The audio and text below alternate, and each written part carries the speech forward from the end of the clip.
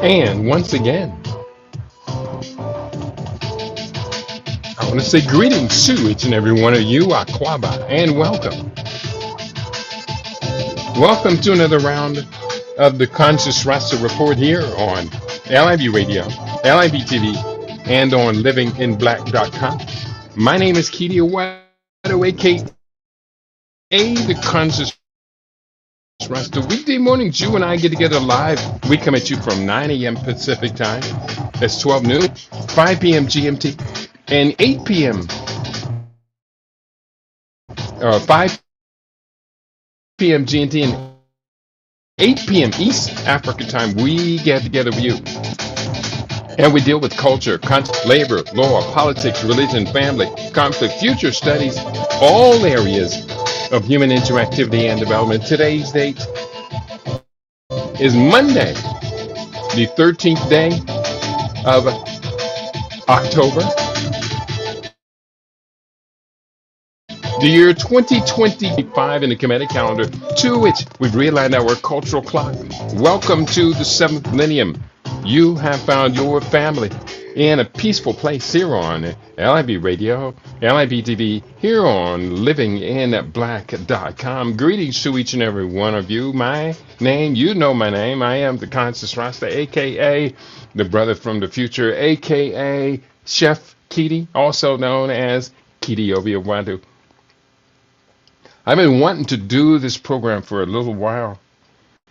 And so today we have it queued up. In fact, I have today and tomorrow all wrapped up, the graphics all done and everything. I do this to try and get well prepared in advance, but boy, don't you know, sometimes I still find myself struggling to put everything together. Here's what you and I have for today's program. I hope you find it to be really compelling, quite interesting. Today's program is the ultimate anti-autoimmune plant-based diet. The ultimate anti-autoimmune plant-based diet. As I have conducted deep study into the topic of autoimmune diseases, I have identified over 80 different distinct diagnoses for the disorder. How has it come to be that the body's immune system has become so aggressive that it attacks its own tissues? Today we focus on this very common disorder, its various manifestations, and more importantly, how it will take a radical shift in diet and lifestyle to conquer. The good news is that there is a lot of good news, but you will have to give up on some of your favorite foods. You will have to come to enjoy over your lifetime. Let me repeat that. You will have to give up some of the favorite foods that you have come to enjoy over your lifetime. Is it worth it? You bet your life it is. So that is the topic for today. I say greetings to each and every one of you. I do see 4 Africa 1 is bright and early in the house. It's great to be with you, beloved. Always, every day you check in and you make yourself known. And don't you know, you do know how much I appreciate that. I'm going to go first to a short piece of video that I have queued up over here. I think you're going to find this short piece of video very useful, very handy, and it's just a couple of minutes long. This is celebrities who are battling autoimmune disease. So let's go right to that video, and then I'll check in with you. Nothing scares me anymore. Kiss me hard before you go. Summertime sadness. Now it's just showing pictures of different celebrities. I'm going to restart this. Oh, actually starting right now. The first celebrity coming up is Kim Kardashian, Gigi Hadid, Selena Gomez. Venus Williams, Selma Blair. And now that's that. That was just a short piece of video for those of you who like to watch videos. And I have queued up a much longer list. Let me share this. I want to restate. When we're talking about autoimmune diseases, we are talking about over 80 different diagnoses. In this book, 100 plus lifespan, we did explore the topic, and I did the best that I could to let everybody know what was going on there. So here's the list of celebrities. People, famous people, you know a lot of people. Well, these are the celebrities. We did mention Selena Gomez, suffering from lupus. Lady Gaga, fibromyalgia. Venus Williams, Sjogren's syndrome. Kim Kardashian, psoriasis. Gina Rodriguez, Hashimoto's thyroiditis. Nick Jonas, type 1 diabetes. Tony Braxton, lupus. Christian Chenoweth, Meniere's disease. Missy Elliott, suffering from Graves' disease. Halle Berry, type 1 diabetes. That was her initial diagnosis, later reclassified as type 2 diabetes. Zoe Saldana, Hashimoto's thyroiditis. Morgan Freeman, fibromyalgia. Carrie Ann Inaba, suffering from multiple autoimmune disorders, including Sjogren's syndrome and lupus. Seal, suffering from discoid lupus erythematosus. Shannon Box, suffering from lupus. So these celebrities have used their platforms to raise awareness about autoimmune diseases, helping to reduce stigma and to promote research. That is why I am doing today's program. Not at the prompting of these celebrities, but the prompting of a good friend and a person who I am doing the best I can right now to feed her beyond the impact of multiple autoimmune disorders. Her immune system is way out of whack. She's getting improvement, but we've kind of had to hit a place that we need to push beyond. And so I upgraded her diet a little bit more this week. Let's talk today about nutrition solutions for autoimmune disorders. First of all, we need to get deeper into the disorder. So I'm looking at here. First of all, I'm going to put up a link to the first video that I said. Do I need to put up a link to the video? Hey, I'll put up a link to the video. Since I showed you the video, I'm going to let you have a chance to show it to others.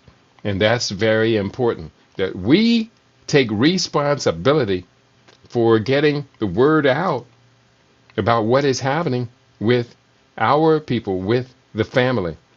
So going forward, this next story, the Autoimmune Disease Database, a dynamically compiled literature-derived database by Thomas Koropka, BMC Bioinformatics. This article dated June 27, 2006. Here's the abstract. This is a very short piece. And listen up. This is very informative. Abstract, the background. Autoimmune diseases are disorders caused by an immune response directed against the body's own organs, tissues, and cells. In practice, more than 80 clinically distinct diseases, among them systemic lupus erythematosus and rheumatoid arthritis, are classified as autoimmune diseases. Those are 2 of 80. Although their etiology is unclear, these diseases share certain similarities at the molecular level, i.e. susceptibility regions on the chromosomes or the involvement of common genes. Now, that explanation is woefully inadequate. The chromosomes are involved in virtually all diseases. So they can talk about selective markers. They appear to not know. I'm going to continue. Susceptibility, these diseases share certain similarities at the molecular level, i.e. susceptibility regions on the chromosomes or the involvement of common genes. To gain an overview of these related diseases, it is not feasible to do a literary review, but it requires methods of automated analysis of the more than 500,000 medicine documents related to autoimmune disorders. Now, we're not going to go through 500,000 articles. I'm going to give you the lowdown, the steady. And when they talk about they don't know or that they're unclear, but it may be related to certain genetic susceptibilities, no, that's not good enough. That's bad research. It deals with chronic inflammation. Basic, that's the bottom line. What did Dr. Savy say? Yeah, he was right. Autoimmune disorders are related to the mucus, which is the end consequence of chronic inflammation. So a lifetime of chronic inflammation, you're inflaming your body every day, your body turns on itself.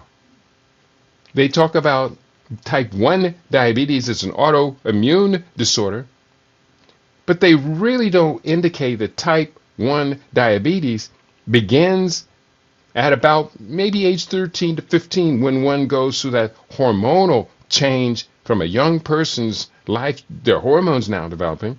That hormonal change is also it's kind of a stressing bridge or a gateway that one goes through.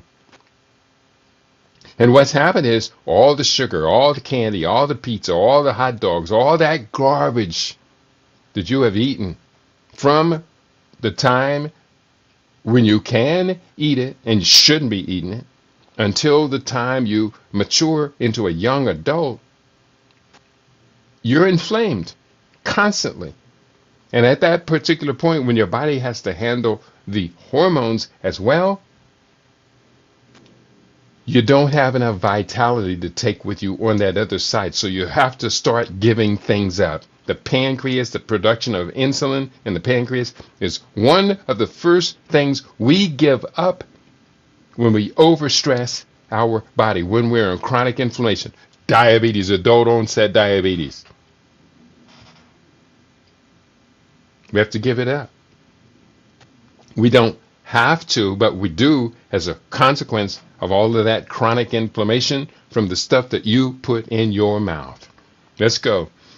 We're still in the same article. I'm going to repeat the title and go on to the next section. We're in the abstract. The Autoimmune Disease Database, a dynamically compiled literature-derived database written by Thomas Karopka et al. From BMC Bioinformatics, June 2006. Results of the study. In this paper, we present the first version of the Autoimmune Disease Database, which to our knowledge is the first comprehensive literature-based database covering all known or suspected autoimmune diseases.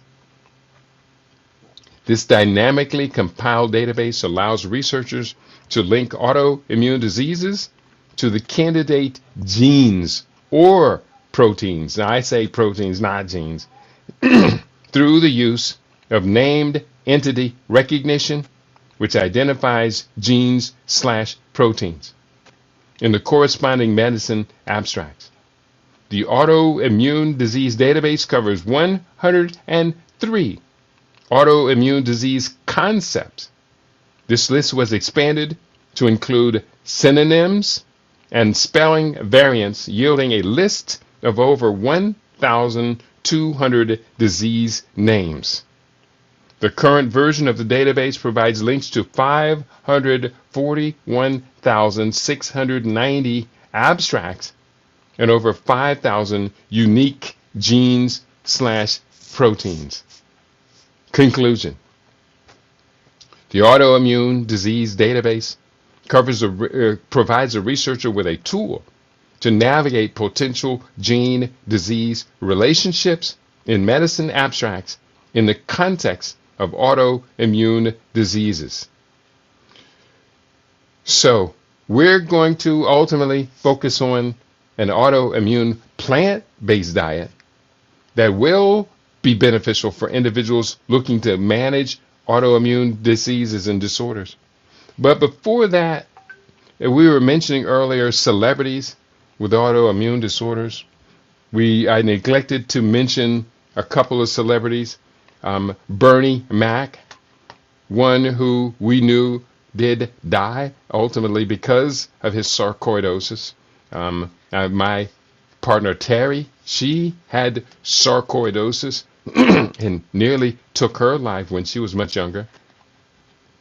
And I think most of you have heard her story of how she came to visit me in Los Angeles, stayed with me for a weekend, and I fed her.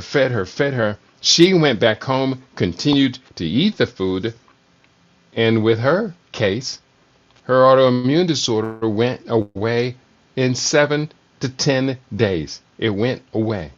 I wish I had been able to meet Bernie Mac and help him out. There was another celebrity, I'll have to get his name here. He was married to Mariah Carey.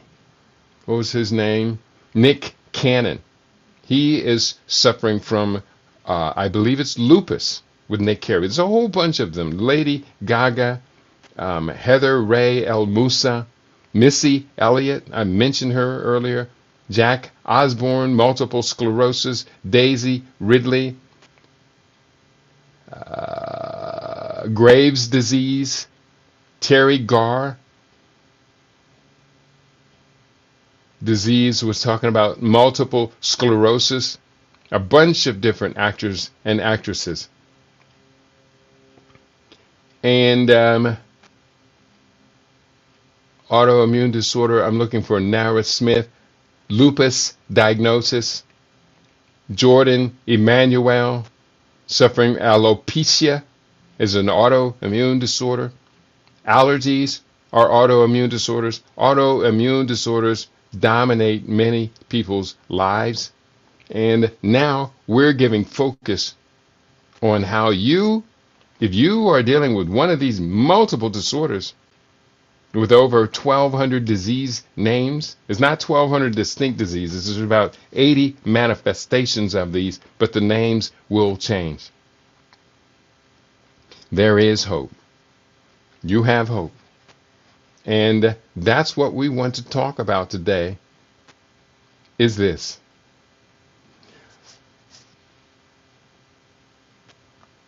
Going forward, and there is even more celebrities. There's a whole lot more. Why?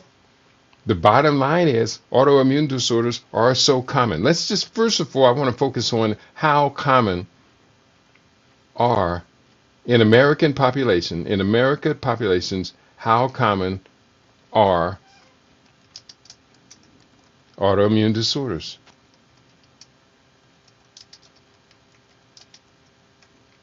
That's the question we're putting on the table, and that's the question we want to answer.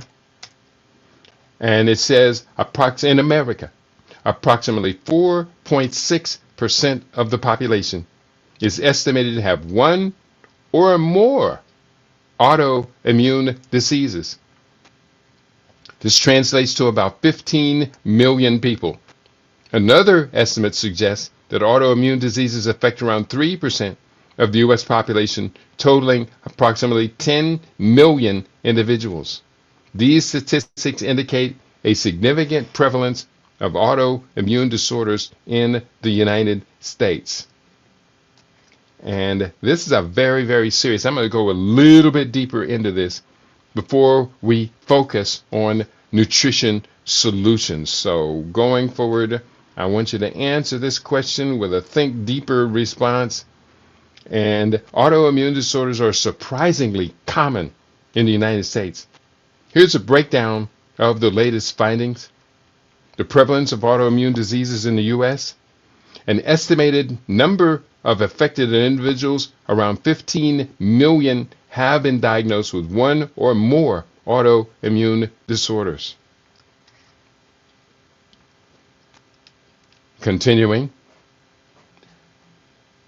and it talks about percentage of the population. This represents approximately 4.6 to 8% of the U.S. population, depending on the study and methodology. Gender differences. Autoimmune disorders are significantly more common in women, who make up the majority of diagnosed cases. Multiple conditions. Around 34% of those diagnoses are for two or more autoimmune disorders. So now think about it. Think about what I said earlier, that autoimmune diseases result from chronic inflammation and that they are triggered at various stages of life. So didn't it seem logical that the chronic inflammation would produce multiple manifestations of autoimmune disorder? Yeah, that's true. These numbers reflect a growing awareness and diagnosis rate, and researchers continue to monitor trends to understand whether prevalence is increasing over time. And it is increasing. So let's go into an autoimmune system plant-based solutions diet.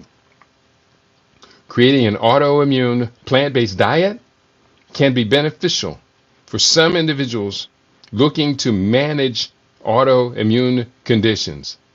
And I would say I disagree with that statement. I think it's worded kind of poorly.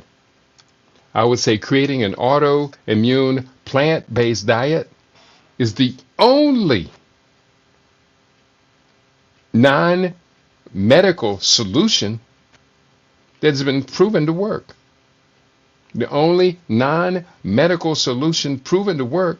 Look at Venus Williams. Venus Williams ended up quitting her tennis career earlier than her sister did. Of course, her sister was a couple of years younger.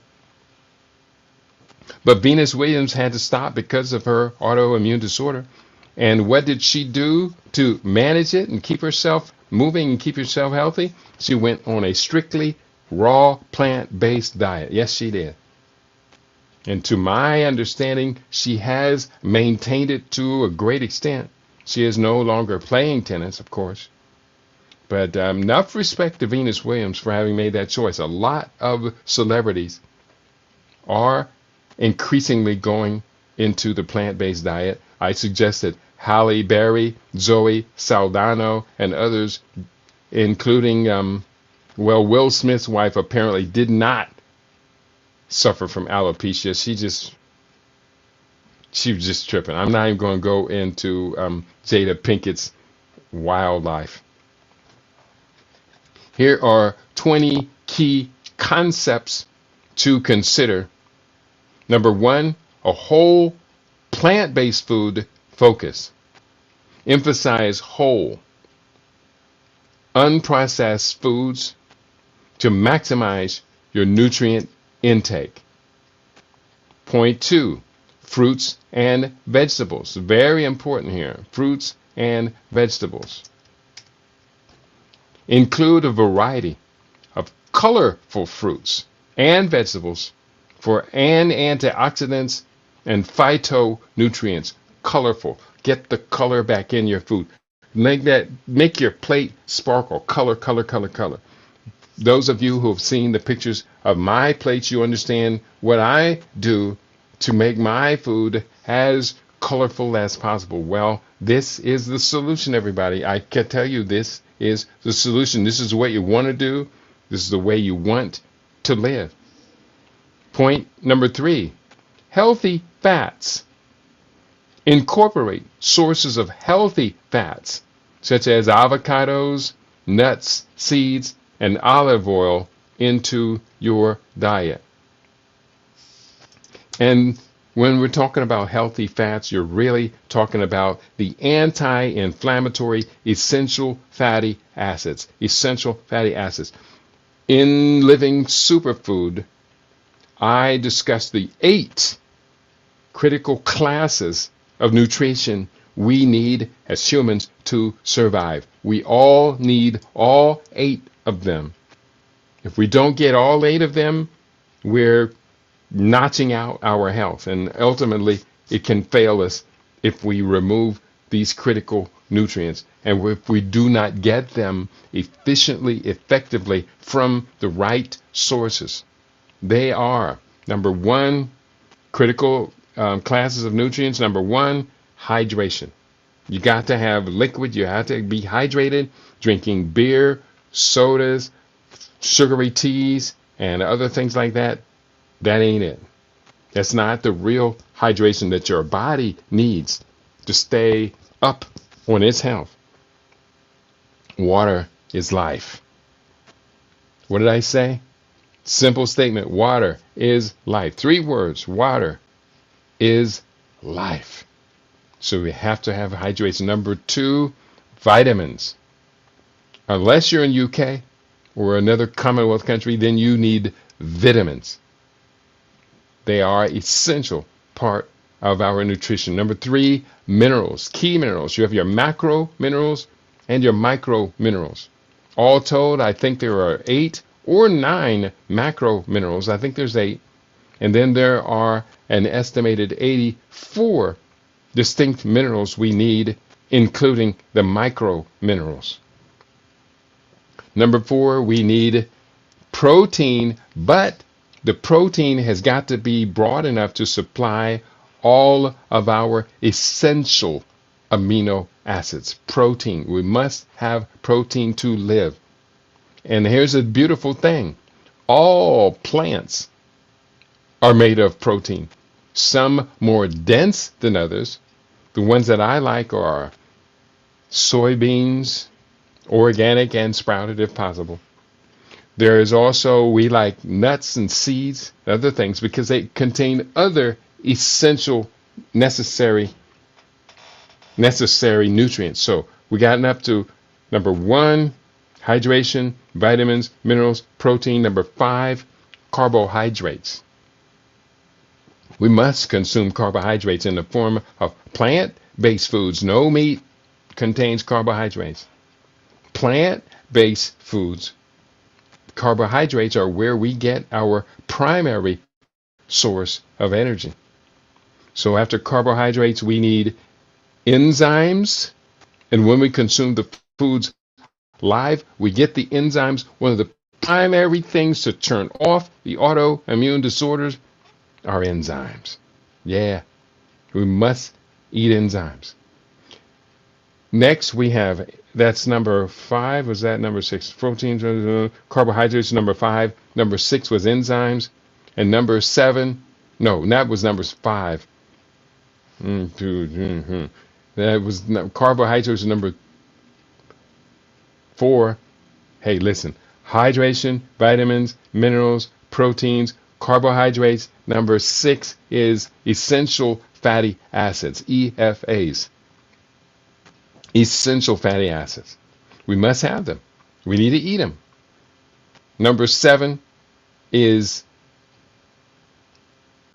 enzymes.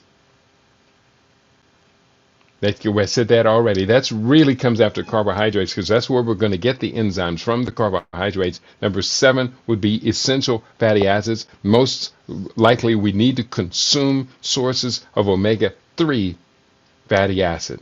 That is essential. We're going to get omega-6 and omega-9 along the way, but we must consume omega-3 as much as possible as a powerful anti-inflammatory.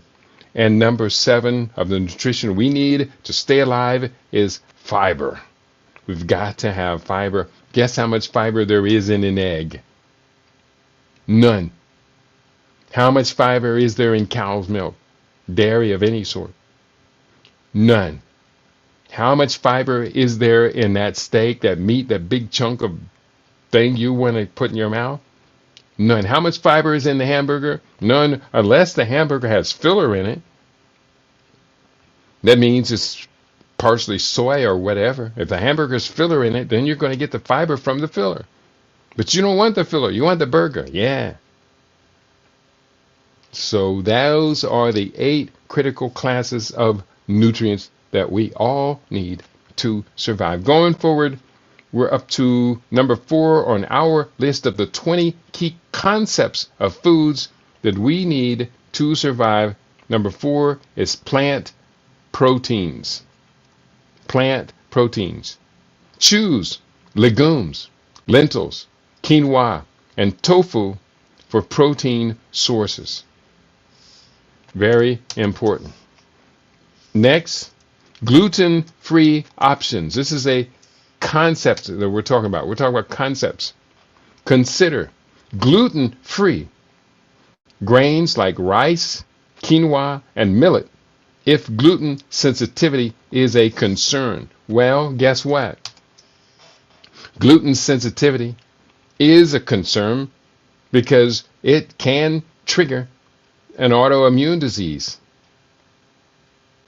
And so therefore, being gluten intolerant is evidence of an autoimmune disorder. So choose gluten-free options. Absolutely a must. Number 6 of our concepts of how we are going to eat: fermented foods. Include foods like sauerkraut, kimchi, and kombucha to support gut health. And fermented foods become oh so important. I'm feeding a client right now. I need more clients, many more people. If you want to eat yourself to health, eat my food. One guy came by, a good friend of mine, and he said he had been dealing with a GERD, gastrointestinal reflux disorder. And he was a good, healthy eater, very smart man, married to a very smart woman, and they ate great. But he had the persistent problem with GERD. So he came to me and he said, "Kitty, I need to eat your food." And I said, "I got you. You know I got you. You are my best friends in this city." And so he came by and I said, "I want you to eat nothing but my food for a week. Nothing but living superfood." So he came by and picked up the food. I think he got it every other day or every day. And he ate living superfood. And I finally saw him a month or 2 later. And I asked him, "How you doing? How did the GERD ever turn out?" And he said, "Man, on the 5th day, I suffered so much pain and stress from the gastrointestinal or gastric reflux. And then it went away, completely went away for good." So that was the break point. That was where his body let go of the old way and moved into the new way. So I know it works. You just have to make your choice, make your decisions on how you want to live, and I got your back. You're going to be using anti-inflammatory spices. Use spices like turmeric, ginger, and cinnamon for their anti-inflammatory properties. Very, very important.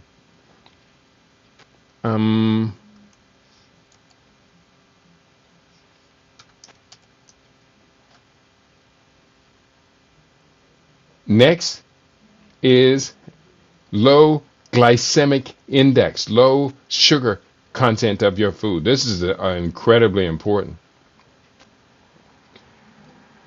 Bold. Today, we're focused on autoimmune disorders. And we do know that sugar is a key trigger of all disorders. And so as our strategy, we're going to minimize sugar by eating low on the glycemic index. Focus on low glycemic index foods to maintain stable blood sugar levels. Very, very important. Continuing hydration, drink plenty of water and herbal teas to stay hydrated. That's a very good point.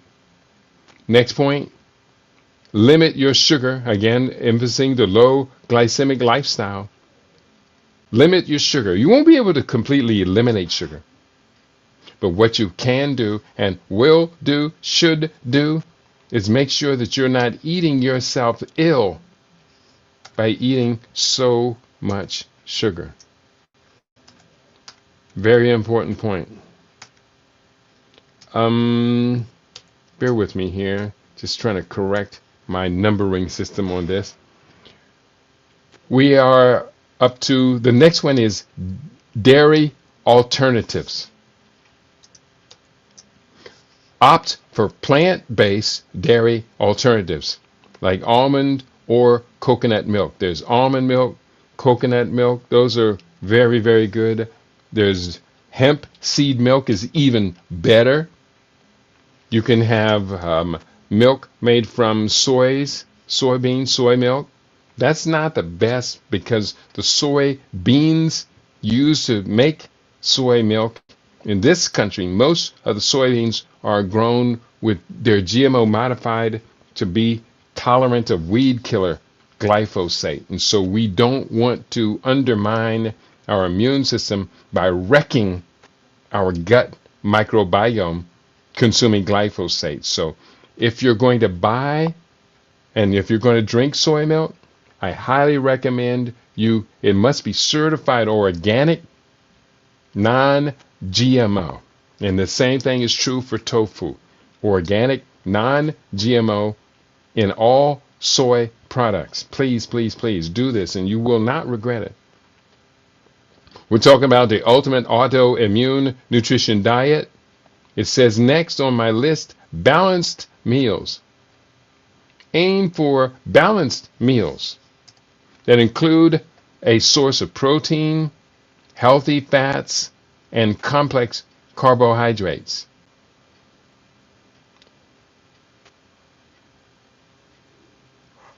That's just good information. Just plain good information. The next one talks about nutrient density. Choose nutrient-dense foods to ensure adequate vitamins, and mineral intake. And that's just very, very good information. Nutrient-dense foods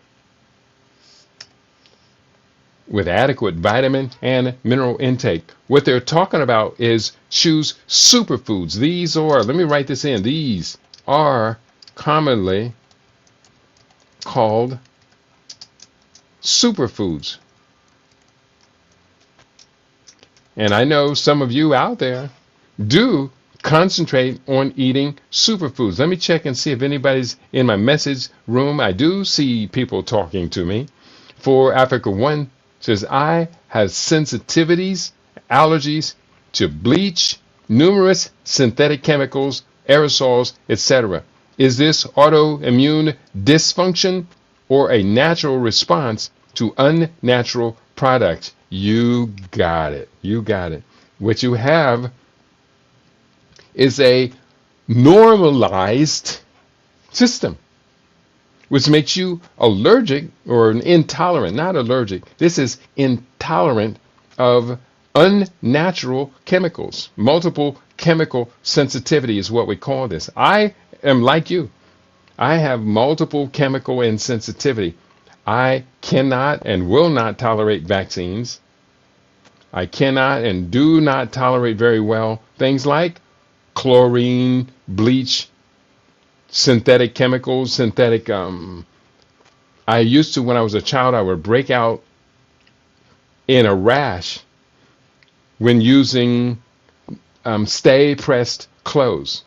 There was a time when they were putting clothes out. This would have been in the late 60s or so, when the stay pressed trend kind of hit the market. And so everybody was saying our clothes are stay pressed, never need to iron. Well, they were using chemicals to get that done. And my body rejected those chemicals. I can remember red blotches all over my arms and legs from trying to wear clothes that were just not for me. They would later do it with fabrics that we would put on sofas and other type of things like that. They kind of stopped all of that because I think the allergies were just so bad. They quietly stopped doing it. I see Brother Shabaka is in the house. Greetings, Baba and LAB family. I'm always happy to be in this house. And you know, Brother Shabaka, we are always happy to have you amongst us as well. Ashe, Ashe, Ashe, yo. Good questions, good comments. I'm having a good time today. If you get a chance, please, everybody, I want you to hit the like button. And if you have the opportunity to share this on your social media pages, that would be wonderful as well. No doubt whatsoever. We continue. We are today talking about autoimmune disorders, and we have nutrition solutions to put in place. The next nutrition solution is mindful eating. Mindful eating. Practice mindful eating to foster a healthy relationship with food. It's a great point. Mindful eating. And we're talking about eating slow, eating graceful. We're ultimately talking about eating better food as well. So I do undeniably agree that when we relax, put our mind in it, let our spirit maintain control over everything, we're going to be able to incorporate that food as real nutrition. And we're also going to be much more sensitized to the imposition of negative foods or substances into our body. As Africa was talking, she was talking about sensitivities and allergies. That's mindfulness. We want to be mindful. Very good. The next one, avoid processed foods. Very important point. Avoid processed foods. Does it say avoid or did it say limit? Now, I think it said avoid, but it's this explanation from AI. It says limit processed and packaged foods that may contain additives or preservatives. Yes, they all contain additives and preservatives. So you want to have the lowest garbage profile on your blog. And I'm proud of the fact that when I take garbage out, I don't have to take garbage out every week.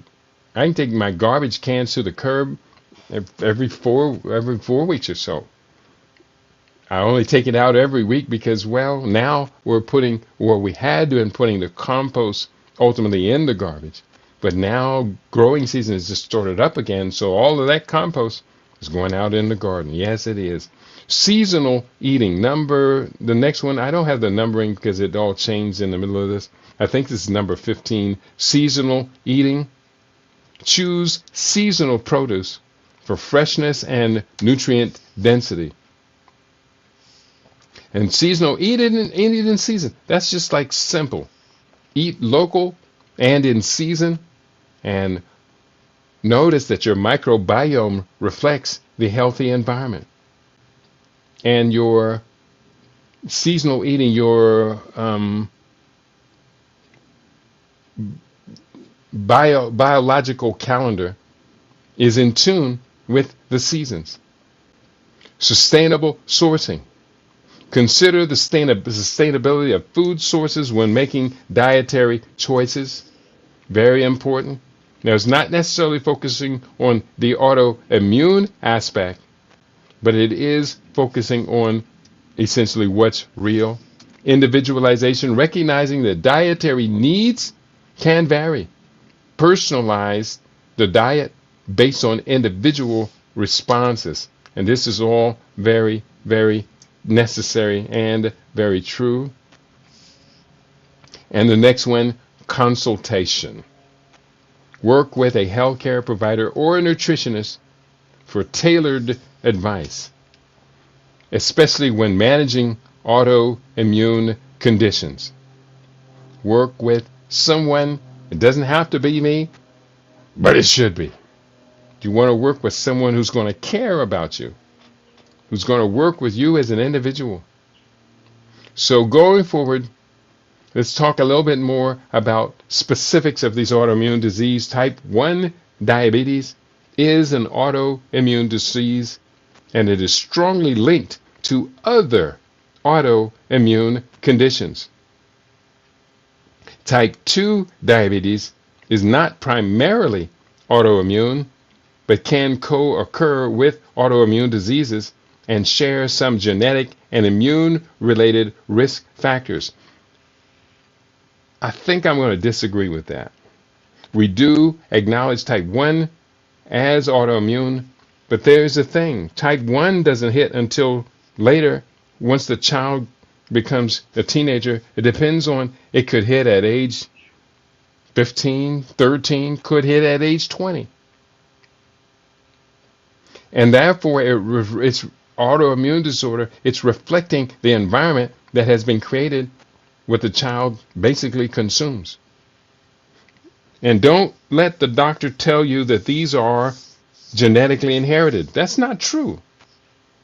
How can it be a genetic inheritance when one person has it and 3 other people in the family don't have it? Or how can it be genetically inherited when 3 people in the family have it, but 1 does not have it? It's about commonality of habits.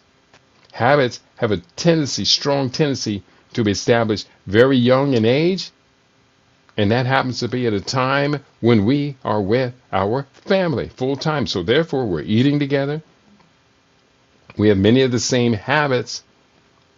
So don't let the doctor fool you with this type 1 diabetes and type 2 diabetes is not an autoimmune disorder. It says type 1 diabetes results from immune destruction of pancreatic beta cells.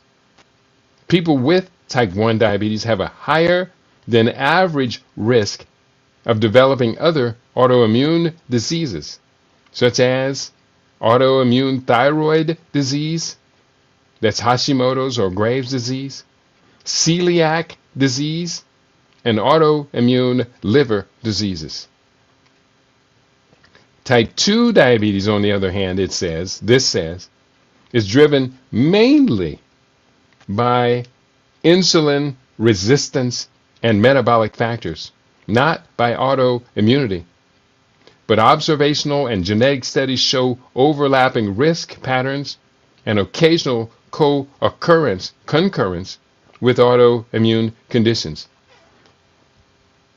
I'm not convinced. For Africa One, I think you and I think a lot alike. I'm not convinced that this AI prompt that I'm reading from got it right. I don't think it got it right. I think type 2 disease, I know one thing. If you've ever seen the documentary film Simply Raw, the 30-day diabetes raw food challenge produced by Dr. Gabriel Cousens et al., they used the same diet to reverse type 1 diabetes in one patient, and then they reversed type 2 diabetes completely in 3 other of the clients. So, to me, that is evidence that type 2 diabetes should be treated as if it were an autoimmune disorder. Do you agree? Does anybody out there agree? Let me know. Talk to me now. Going forward, it says evidence and mechanisms, shared genetics and immune pathways. Genome-wide Mendelian randomization studies find genetic overlap and causal links between type 1 diabetes and several autoimmune diseases, supporting shared immune-related mechanisms. And immune-related mechanisms essentially deal with chronic inflammation and diet. Point 2, autoantibodies and progression. In type 1 diabetes, the appearance of anti-islet autoantibodies often precedes clinical diabetes. When they talk about anti-islet, it's really talking about what's happening inside of the pancreas, and that's where these antibodies are going to show up. Reflecting a classic autoimmune process that can cluster with other autoantibodies from separate autoimmune diseases. And point 3, environmental and inflammatory contributors. Environmental and inflammatory contributors, infections, microbiome changes, and chronic inflammation can influence both autoimmunity and metabolic disease, creating complex interactions between diabetes and other immune disorders. Well, I have said all along, and today I'm really emphasizing the point, the cause of autoimmune disease is chronic inflammation.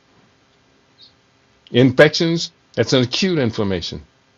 Microbiome changes are the consequence of inflammatory processes happening throughout the gut.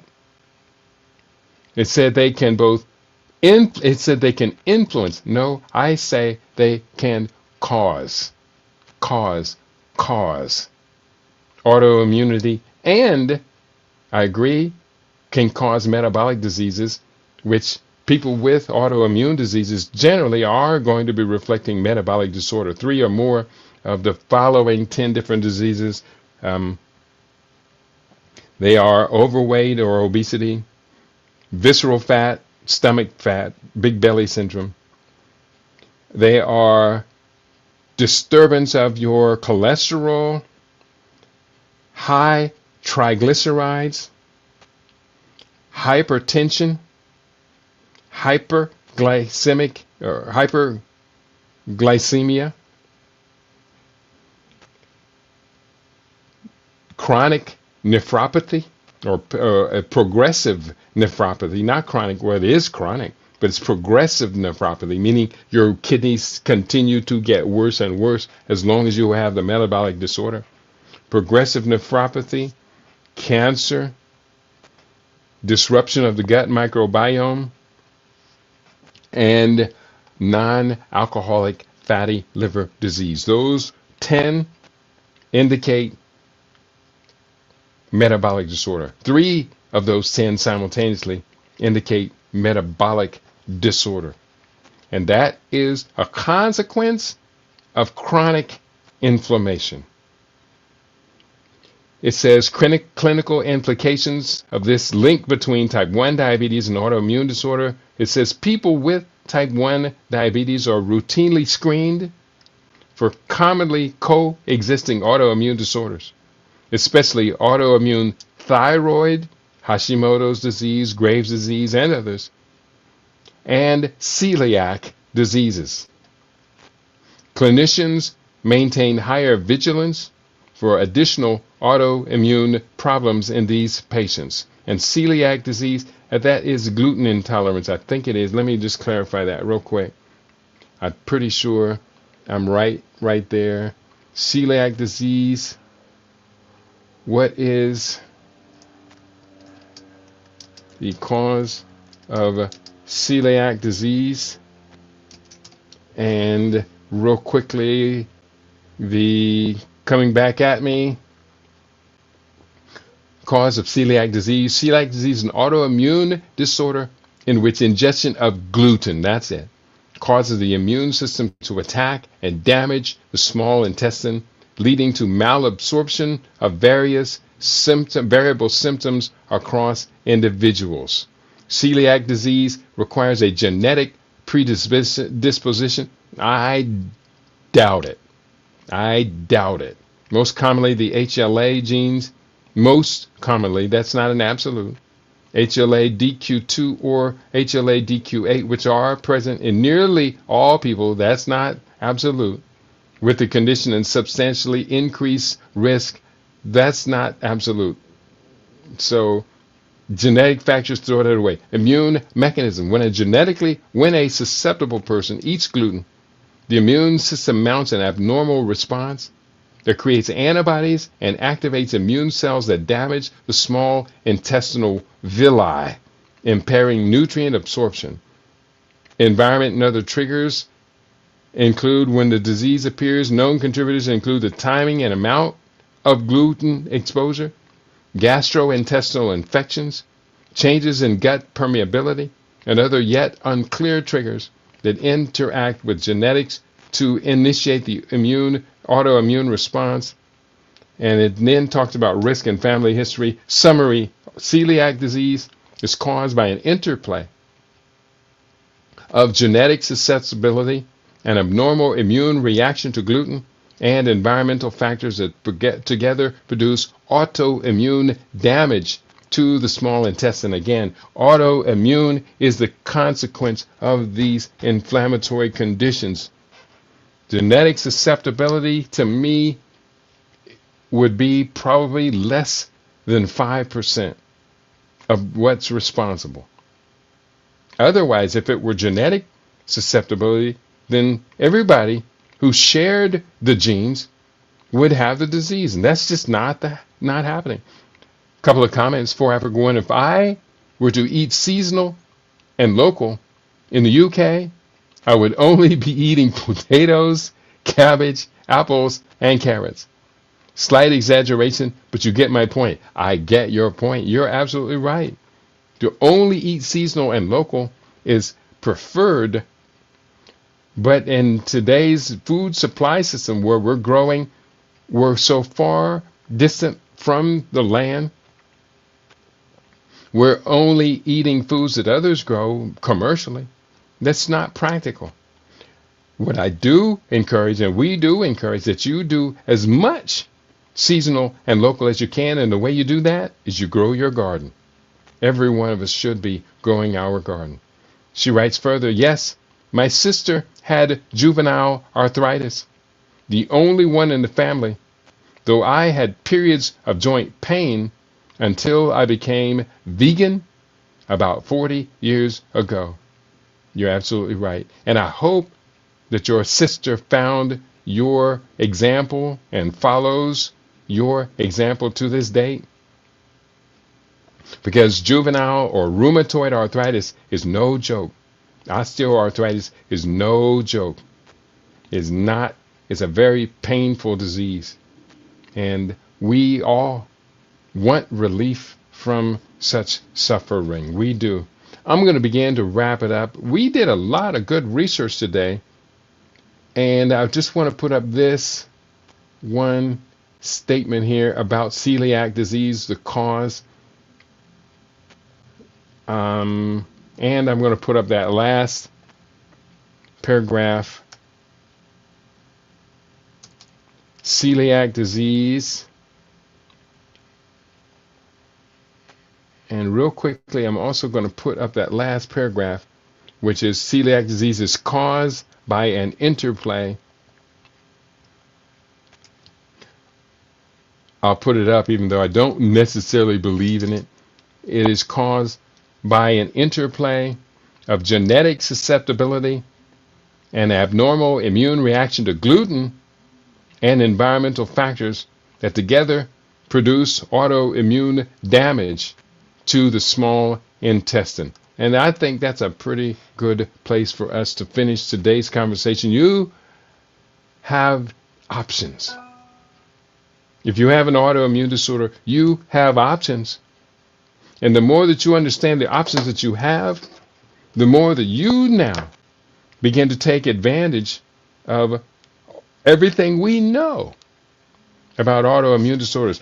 There are some diseases people do not consider as autoimmune disorders, such as people don't consider vitiligo to be an autoimmune disorders. It is.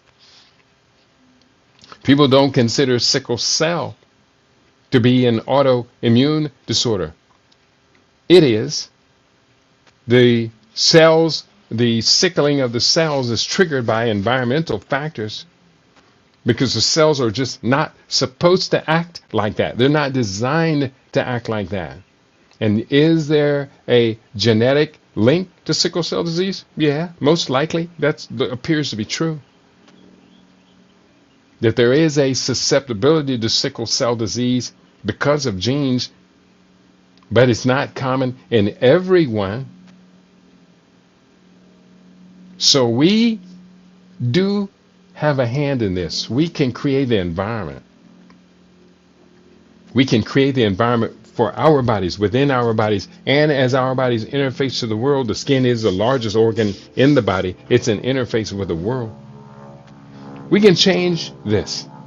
It's not preordained. It's not fate. And as far as I'm aware, for the most part, drugs will not do a person with an autoimmune disorder. Drugs will not cure it. They will not. I know of no autoimmune disorder that's benefited by the use of pharmaceuticals. So why do doctors keep prescribing pharmaceuticals? Why are they prescribing steroids to people with autoimmune disorders?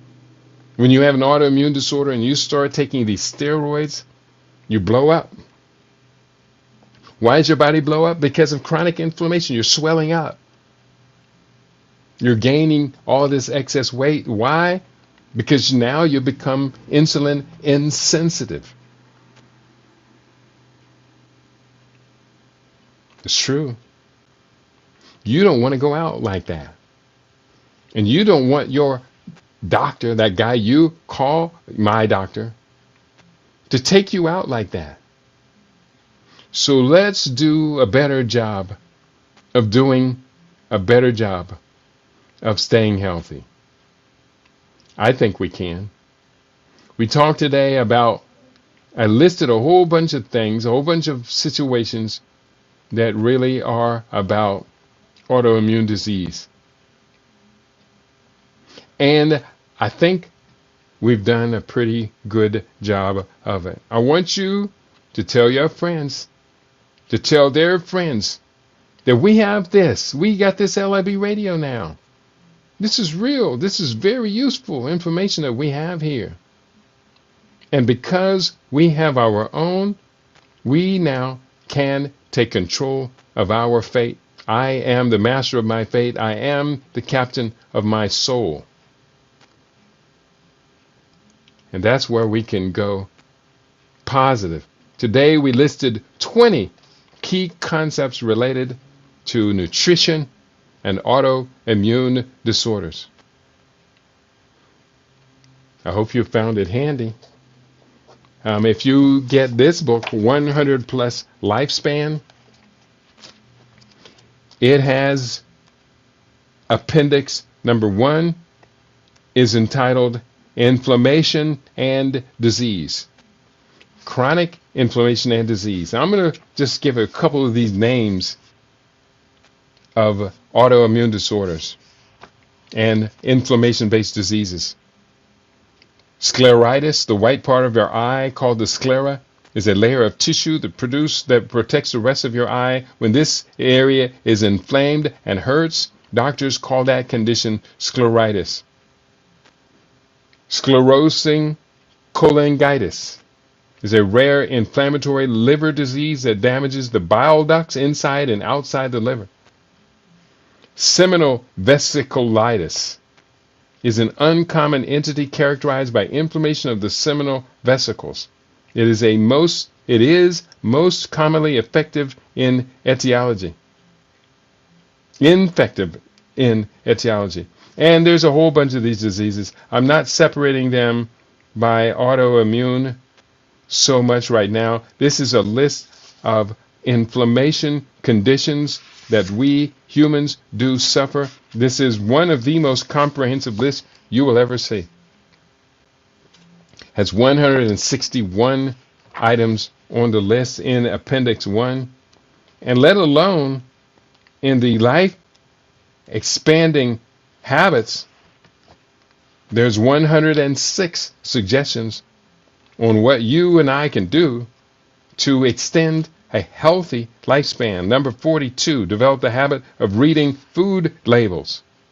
By all means, avoid chemical food additives, chemical food dyes, genetically engineered crops, GMOs, which often contain higher levels of pesticides, including the dangerous weed killers that contain glyphosate, a known carcinogen, cancer-causing agent. There are many dozens of commonly used chemicals masquerading as foods. Avoid a sedentary lifestyle. 106 suggestions of how you and I can live longer. And we've been adding to that with every program we add on LIB Radio. It's going to be a good day. It's going to be a good day for you, for me, and for everyone who thinks and is prepared to act as we are thinking and acting. Tomorrow, I'm going to go into a little bit more of this aging process, and I'm going to talk to you about something you probably have never heard of. And the key, tomorrow's program is entitled, Is Interleukin 11 the Key to Slowing Aging by 25%? That's going to be our topic for tomorrow. Today was the ultimate anti-autoimmune plant-based diet. And I think we did a good job today on your favorite. We hope to be your favorite. We aim to be your favorite. We are LIB Radio, LIB TV. We are livinginblack.com. Tell your friends to tell their friends that we have our own now. And we are prepared to take this all the way to victory. The greatest way we can demonstrate that victory is to live long, love strong, and don't get sick. Stay off drugs, and stay out of the hospital. They kill people in hospitals. Peace and prosperity to each and every one of you.